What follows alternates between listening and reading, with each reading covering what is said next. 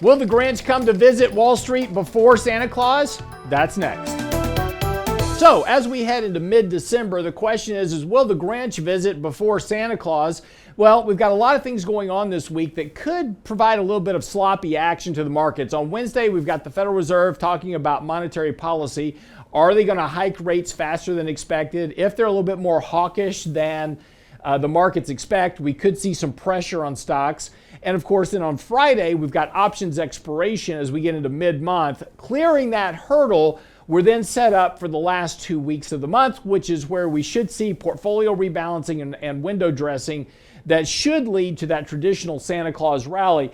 Right now, in the short term, we do have a good buy signal in place. Now, that suggests that we are going to get higher stock prices in the near term. Doesn't mean that we can't have a little bit of sloppy trading beforehand, but we do have a good buy signal in place. Money flows are still weak, but they are improving here. Markets are overbought just temporarily here. So again, because of that overbought condition, I wouldn't be surprised to see a little bit of sloppy trading this week. Maybe see that come off a little bit before we get that rally into the end of the year.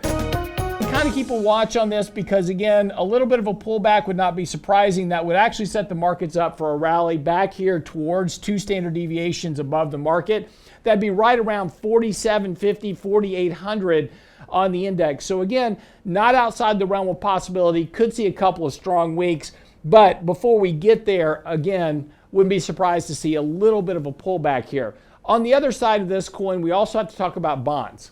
Currently, bonds are back onto a money flow sell signal here, which, as we talked about over the last week or so, bonds have gotten very overbought short term. So not surprising to see this little bit of a correction. They are starting to move in the right direction here. Rates have come up very lightly here, but bond prices have been declining. Again, we're kind of looking for that next kind of entry opportunity to add to our fixed income in our portfolio. Of course, we recently had added some portfolio exposure earlier this year. We had trimmed that off a bit heading into this rally. So again, now that we're getting that correction, we're looking for the opportunity to add back to our fixed income. As we move into next year with the Fed hiking rates and potentially tightening monetary policy even more, that tends to bode very well for bond prices and lower yields. So again, what we're looking for next year, more than anything else, is a fall in yields back down to about 1 to 1.25%. Higher bond prices. That should correspond with a little bit weaker equity action next year because of the Fed tightening policy, a flatter yield curve.